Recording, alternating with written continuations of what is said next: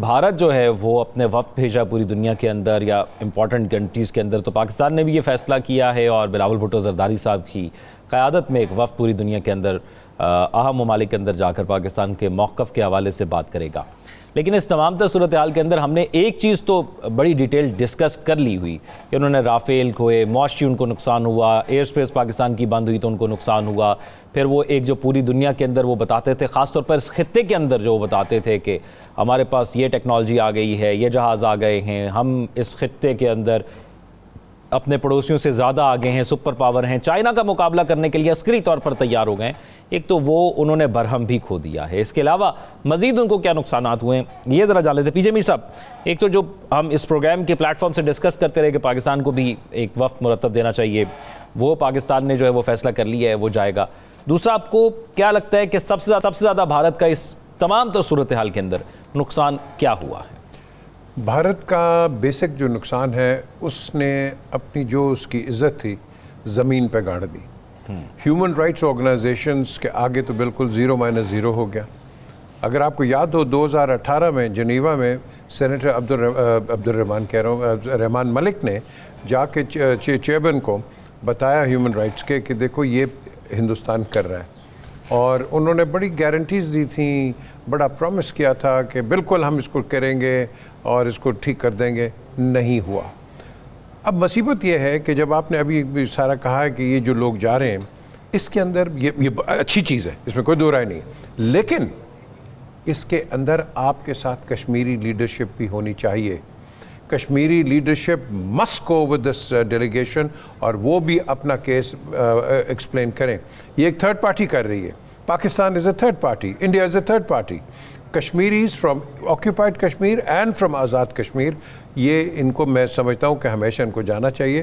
وہ تو الاؤ نہیں کریں گے، لیکن ہمیں ضرور بھیجنا چاہیے کہ جا کے آپ انٹرنیشنلی آپ ایونٹس کریں۔ آپ کر سکتے ہیں، آپ نے کیے ہوئے ہیں، آپ جا کے میڈیا کے اوپر آئیں، لوگوں کو بتائیں کہ، اور آپ ویژول امپیکٹ کریٹ کریں کہ ہندوستان کر کیا رہا ہے۔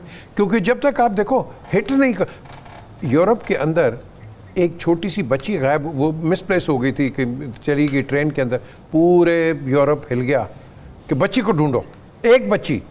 تو یہاں تو لاکھوں بچیاں مار بھی رہے ہیں، غازہ میں بھی اور اس کے اندر کشمیر کے اندر بھی۔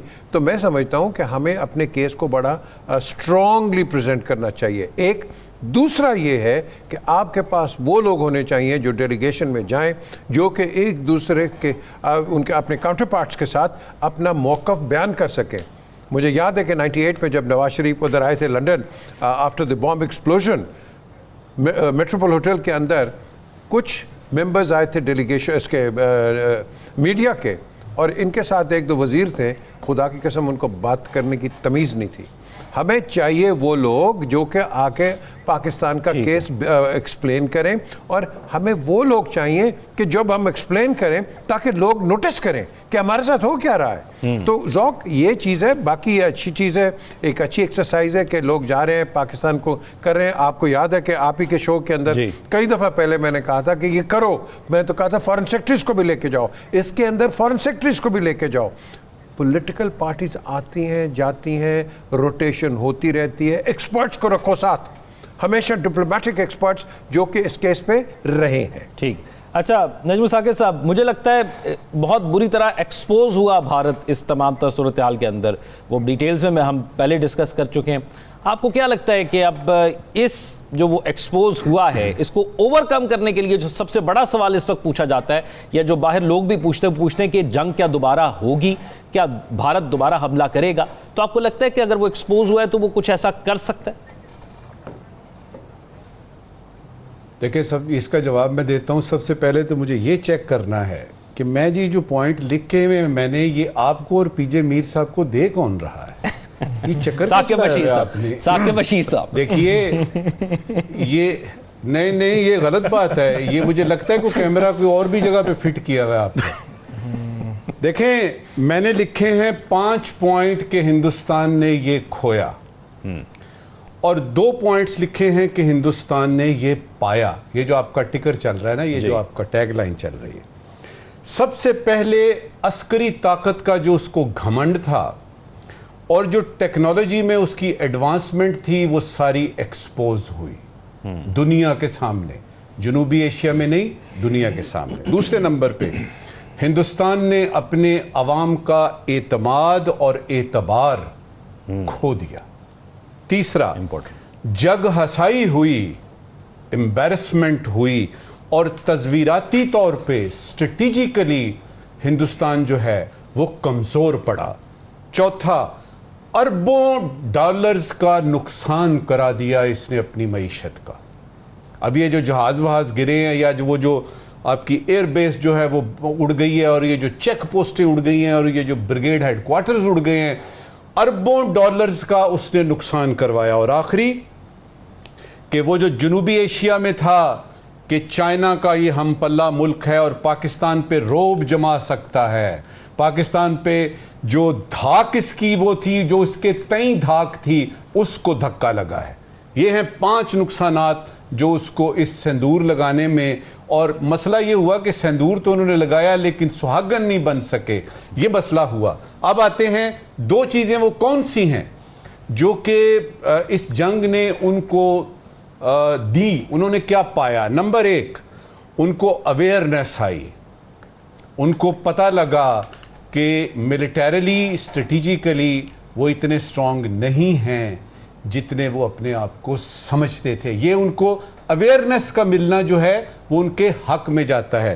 دوسرا کہ ڈپلومیٹیکلی اور اسٹریٹجیکلی، ملیٹریلی آپ نے کچھ سبق سیکھے ہیں، you have learned certain lessons, یہ آپ نے پایا ہے۔ اب دیکھنا یہ ہے کہ جو آپ نے کھویا ہے اس کا تو کچھ نہیں کر سکتے آپ، وہ تو آپ نے کھو دیا ہے، اس کو بحال کرنا، اگر آپ نے اپنی عزت بحال کرنی ہے تو اس کے لیے آپ کو امن کی طرف آنا ہے، آپ نے جنگ کی طرف دوبارہ نہیں جانا، کیونکہ ایک بستی دوبارہ بھی ہو سکتی ہے۔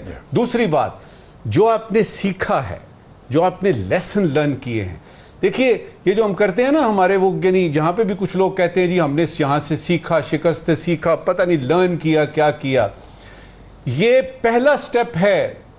اس کے بعد آتا ہے وے فارورڈ۔ جی، آپ اس کے بعد دیکھتے ہیں کہ لیسن تو لرن کیا، اس کے بعد کیا کرنا ہے، اور اس کے بعد بھی ہے اس کی امپلیمنٹیشن جو آپ نے وے فارورڈ رکھا ہے۔ تو یہ ہے ساری صورتحال۔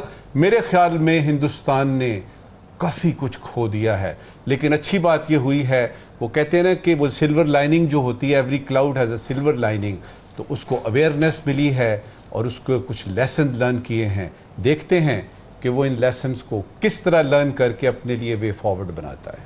ثاقب بشیر صاحب، کیونکہ جس بھی محاذ پر یہ حالیہ، میں 2 مہینوں کی بات کر لوں، بھارت یا خاص طور پر پہلگام کے بعد کی بات کر لیں، یا پہلگام والے دن کی صحیح بات کر لیں، کہ جس بھی محاذ پر اس نے پاکستان کے ساتھ مقابلہ کرنے کی کوشش کی، ہم نے پیرلل ہر محاذ پر ان کو جواب دیا، اور اب ہم سفارتی وفد بھی بھیج رہے ہیں، پارلیمنٹ کے ممبرز ہوں گے، پولیٹیشنز ہوں گے اس میں۔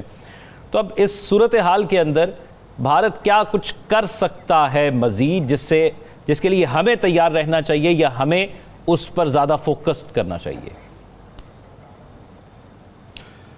ایک تو جو نریندر مودی ہیں وہ اس خطے میں وہ ایک سپر پاور جو بننے کا جو ان کا خواب تھا، بھارت کو سپر پاور کے طور پر پورٹرے کیا جا رہا تھا کہ وہ جو ہے وہ ہر محاذ پہ، اور پاکستان کو بالکل ڈیگریڈ کیا جا رہا تھا۔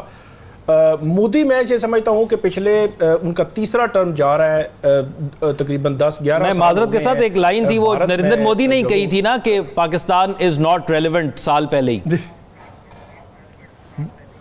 جی وہ کہتے رہے ہیں، جے شنکر جو ہے وہ کہتے رہے ہیں۔ ابھی جب یہ حکومت آئی، اسحاق ڈار صاحب نے بات کی تھی تجارت کی، تو انہوں نے بڑا جو ہے وہ عجیب و غریب انداز میں انہوں نے بات کی تھی۔ تو مودی ایک تو جو ان کا جو انہوں نے ایک پاپولیرٹی، ایک ہوا بنایا ہوا تھا نا وہاں پہ بھارت میں، وہ بہت ڈیگریڈ ہوا ہے، پاپولیرٹی لیول ان کا بہت نیچے گیا ہے۔